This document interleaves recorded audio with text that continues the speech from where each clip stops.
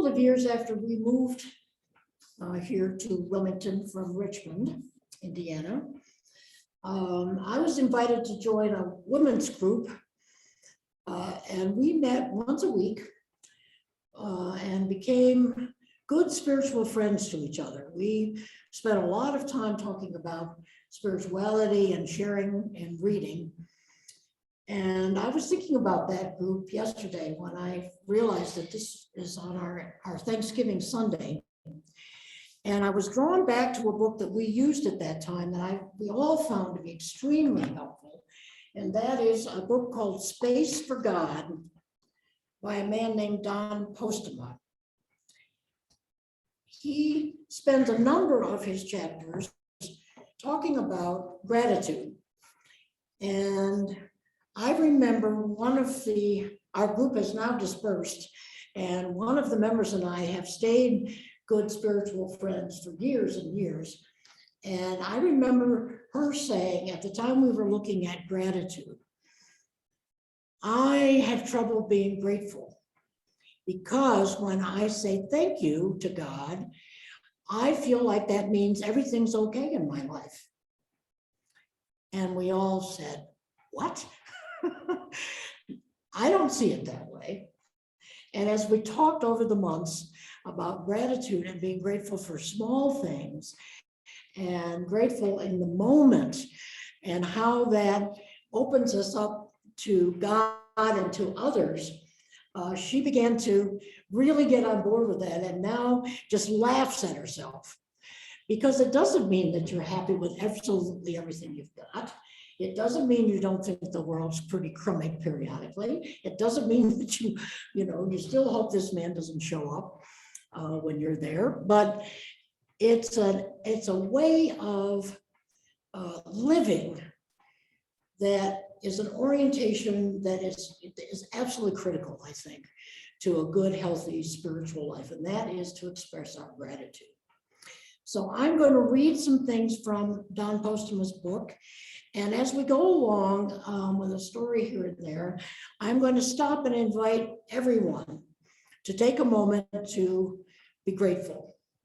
So this is going to be a participatory guided meditation, as it were. Thomas Merton, great Jesuit monk, writes, gratitude takes nothing for granted. It is never unresponsive, is constantly awaking to new wonder and to praise of the goodness of God. Gratitude receives. Gratitude takes nothing for granted. When you are grateful, you are aware of the one who gifted you, made a dinner, cleaned your kitchen, cared enough to call or send a card, took care of a child when you were sick. It was the week of Kirby's PhD oral exams. I was 30 years old, and the surgeon said, Patricia, we can't wait any longer. You've got to have your tonsils out.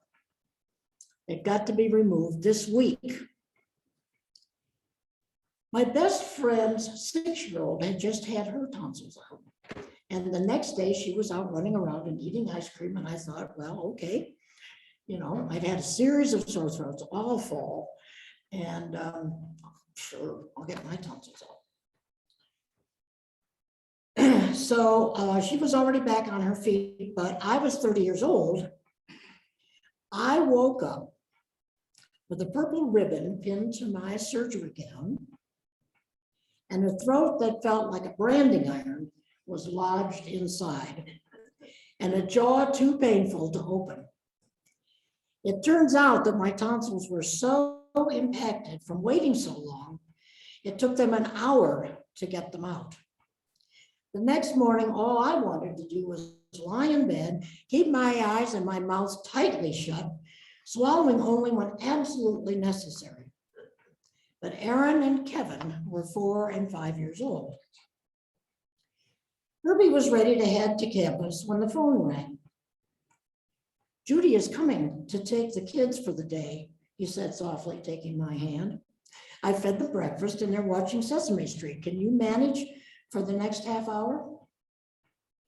Judy was one of those older friends in the Ann Arbor Friends meeting whom I knew. Her son was my kid's favorite babysitter, but not well enough to have even considered asking her to take them for a whole day. I was filled with gratitude. Judy rounded up 2 other friends to bring soup and other soft food to our little house for 2 days. Take a moment and remember when someone gifted you. Hold that person in your mind and express your gratitude.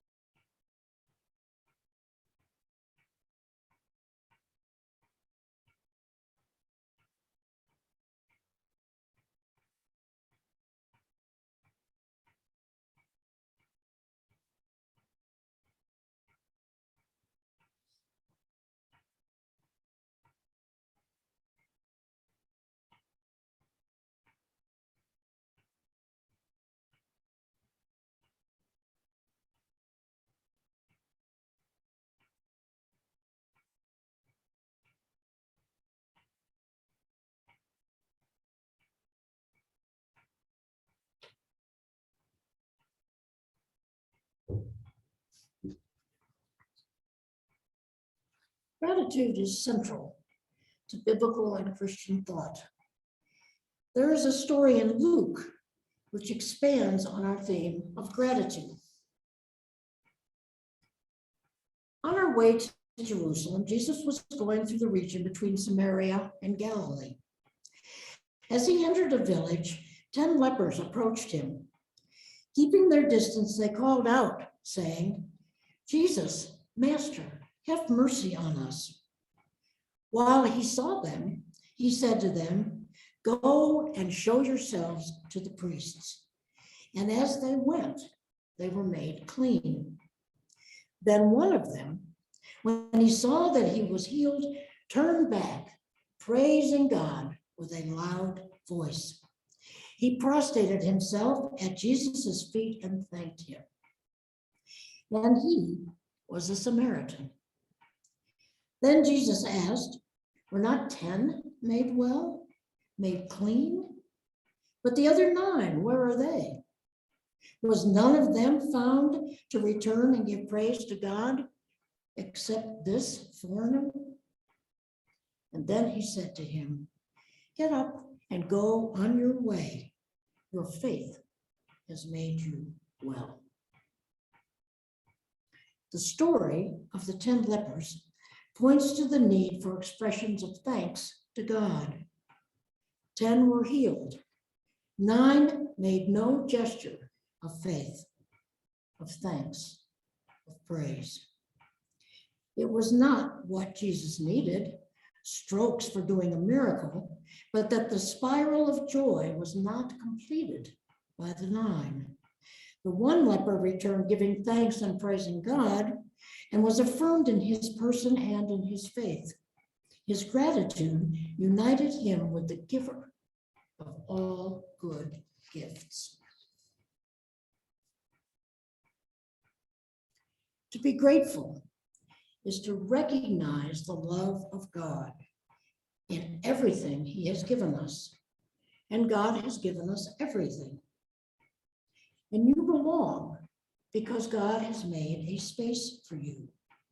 Whether you live or die, you belong to the Lord. There is a room for you, a place in the heart of God. Gratitude is recognition and approval and appreciation. Gratitude is receptivity and response, a basic attitude and action of the Christian life. We not only recognize and are aware of God's gifts to us, but also continuously find ways of saying thanks to God in worship, prayer, and whatever we say or do. Our aim is to live our whole life as a sacred gesture of thanksgiving, a deep bow of gratitude, solidifying our relationship with God. Know that the Lord is God. We belong to the Lord our Maker, to God who tends us like sheep. Come to God's gates with thanks. Come into God's courts with praise. Praise and bless the Lord's name. Psalm 100. Gratitude as recognition, receptivity, and response is a basic attitude and action of our lives as Christians. We not only recognize and aware of God's gifts to us, but are also always saying thank you. A thankful life is a response to seeing life as a gift from God and realizing that our lives belong to God. God is the giver. We are thanks givers. Take a moment to remember a gift of God in your life. Hold an image and let it rest for a while. Then express your gratitude.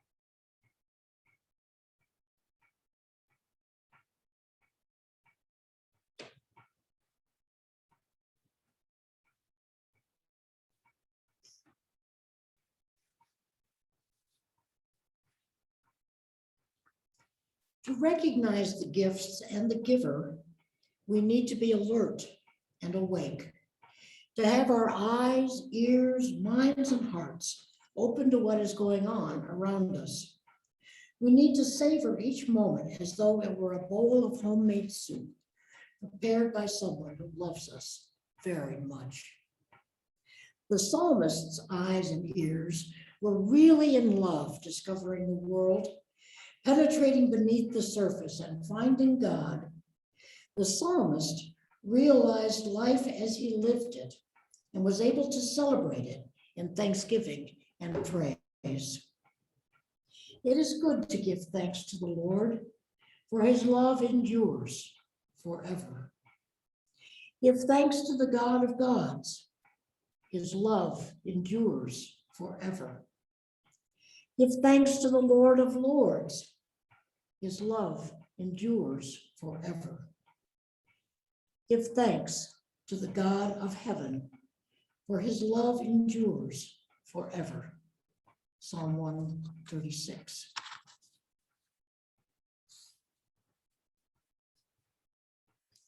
One of my favorite poems of Thanksgiving is written by E. E. Cummings. I found it in a book called Art and Nature, an illustrated anthology of nature poetry. And so there's always a gorgeous picture that goes along with the text.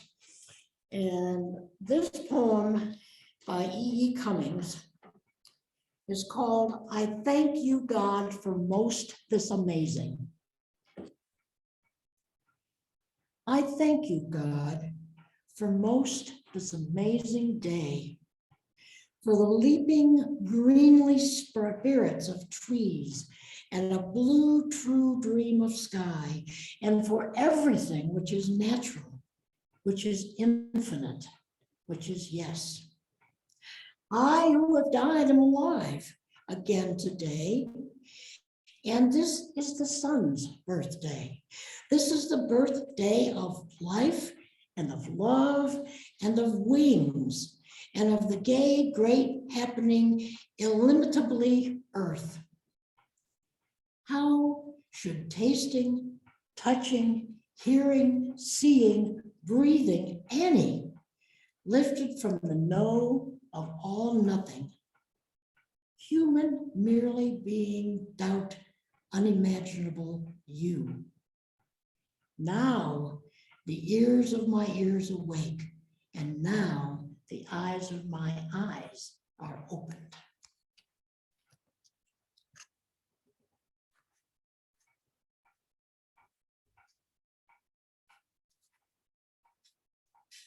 Gratitude recognizes that a gift has been given, a favor has been done by someone. There is a gift and there is a giver, but there is more. Gratitude also calls for a response to that gift. We thank the giver with an expression of appreciation, a handshake, a hug, a note. A gesture of gratitude completes the exchange, closes the circle, lets the love flow back to the giver. I have never forgotten an incident that happened when I was in first or second grade, and I was invited to a birthday party. And so Mom went out and she told me if, I could spend whatever amount, and we picked out a gift for this child, and I wrapped it, and we went over, and she let me off, and I went inside, and I think it was a little boy. The little boy looked at it, rips the paper off, and says, "Oh, I already have one of those," and tossed it over on his ever-growing pile of birthday presents. Don Postema, in his book, recalls a similar incident and suggests that the reason I remember this hurt is, after all these years, is that I never received the thank you needed to close the circle and establish it as a mutual exchange.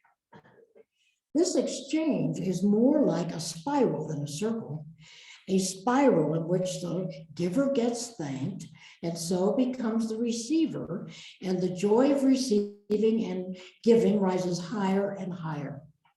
The gesture of thanks moves both the giver and receiver to another level because it expresses a unity and solidifies a relationship. We are aware of human solidarity when one person thanks another.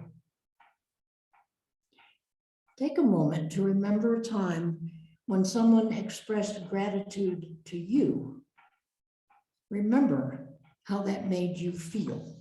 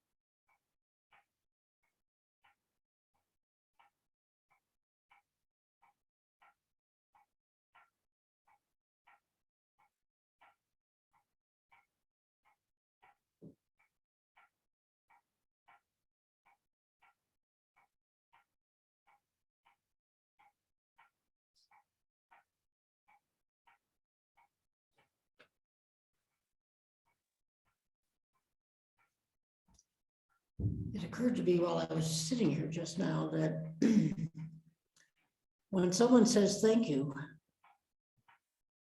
we interrupt that spiral if we say, oh, it was nothing. Don't mention it. When we are thanked for something, we can simply say, you're welcome. Or when we're given something, we say, thank you. Not, oh, you shouldn't have. I've already got one of those. But I love his talking about this as a spiral where we are giver, receiver, giver, receiver, giver, receiver, and in expressing our gratitude and receiving the gifts, we become part of a human network with God.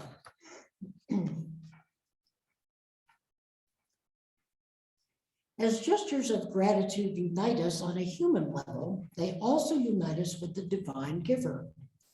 Come to me, all ye who labor, and I will give you rest.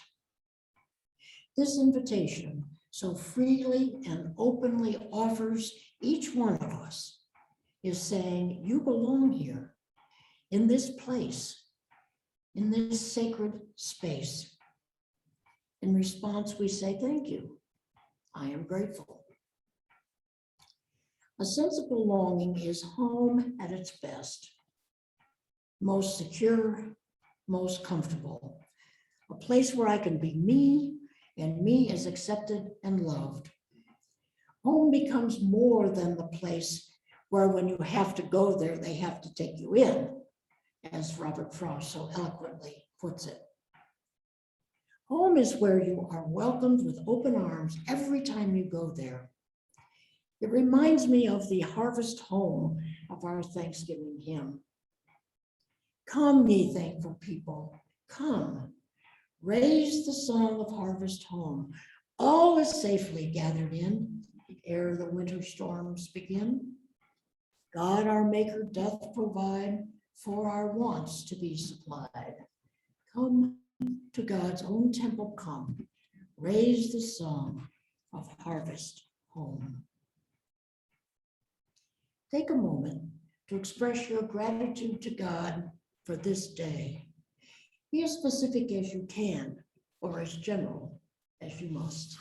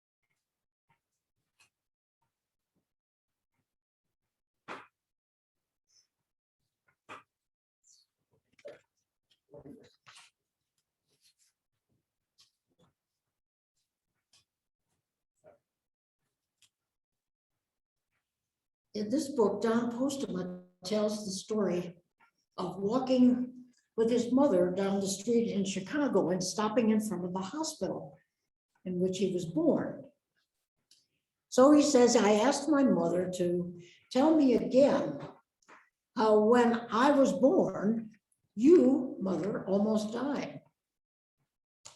Oh, it wasn't I who almost died, my child. It was you, she said. I've thought about that conversation a lot during the past years. It's helped me realize that my life is a gift. Of course, I had thought that before, that life is a gift, but it comes home to me with particular poignancy when I say to myself, on July 3rd, 1934, I almost died. God makes space for us in the covenant family. We respond by making space for God, by being open to God in our lives, by living thankfully. Gratitude as an attitude of receptivity and response. We are there with open hands to receive. Gratitude is an expression of appreciation. We are eager to show our gratitude. Faith is the total response to the presence of Christ within us, in our hearts. God makes space for us. In response, we make space for God at the very center of our lives. We make room for God in our hearts.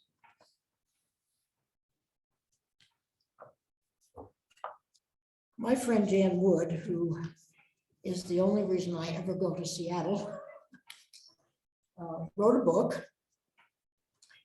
And in this book, she talks about a string of gratitude that she practices when she's like waiting in line someplace, or particularly with an annoying clerk who's at the cash register. And she said what she likes to do is to say she's holding something in her hands that she's going to purchase. And she looks at that and thanks every person or everything that was in this chain that brings this to her hands. So you take a carton of milk and you thank the person who put the carton of milk on the shelves and in the refrigerator, and you thank the person who brought the cartons of milk for driving it to you, and you thank the farmer who milked the cow and put it in the cans, and you thank the cow. And then she said you can even thank the grass.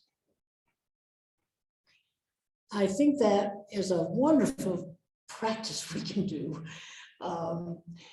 Waking up in the morning with an attitude of gratitude is so different. It feels so different from waking up and saying, oh man, another day. If you wake up with that, oh man, another day, back up a second and find something to be grateful for. You made it through the night. I only got up once to pee. I don't know, whatever it is.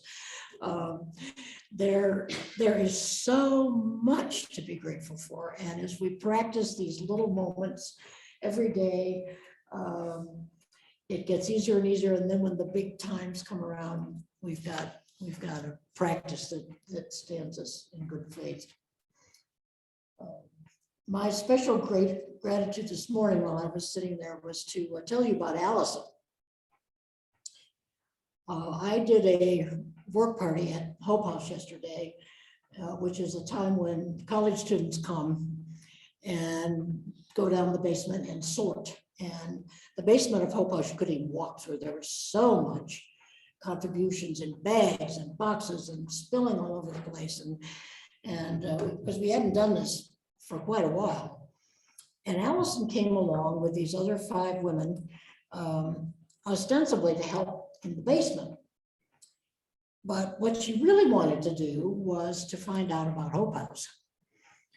And she told me, she said, can I interview you? I said, sure.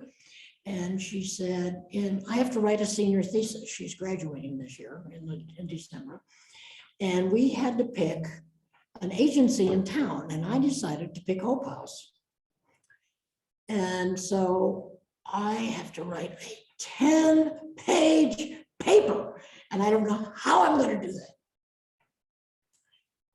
that. So in the process of this, I didn't tell her, oh, that's a piece of cake, or, oh, you can do that. I said, well, let's talk for a while. This young woman was so engaged with Hope House. She wanted to know what it looked like. I showed her around. She asked questions. She was just delightful. And so I promised her I'd send her some statistics when I got home.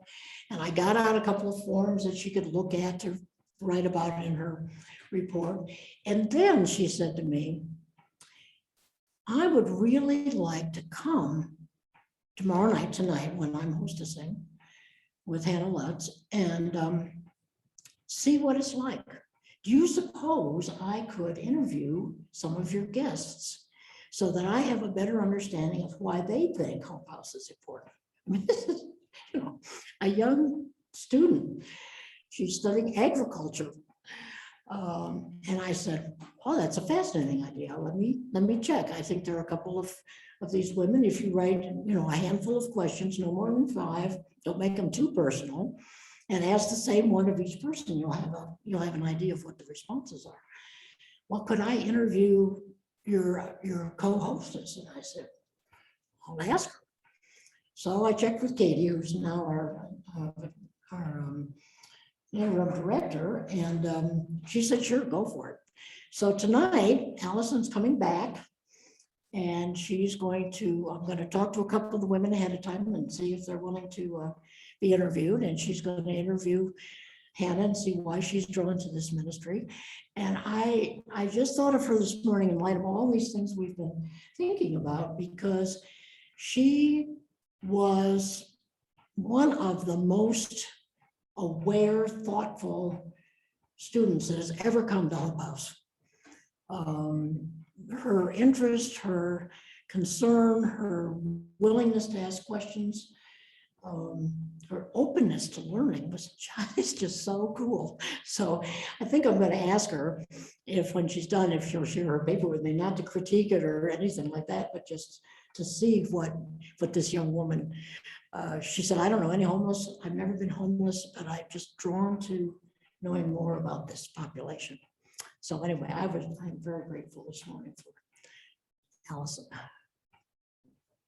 Does anybody else have anything they wanted to share that came to you this morning at home? Farmers are grateful for the exceptional crop this year. As long as the prices stay. Indeed.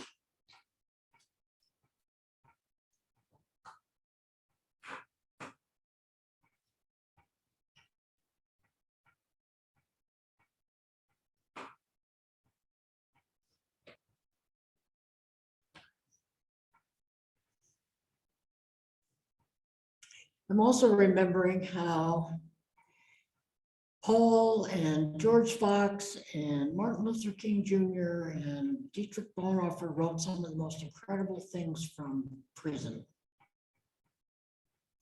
Words of encouragement and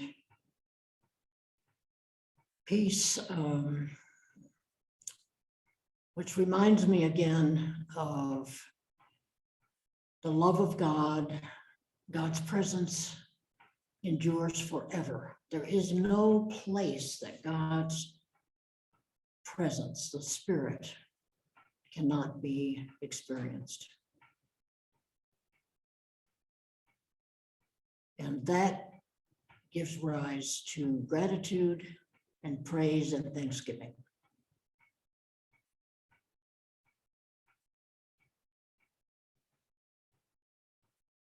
May we all go forth from this place grateful for things small and large, human divine, things that work, the ability to fix things that don't. All these places where we can be grateful.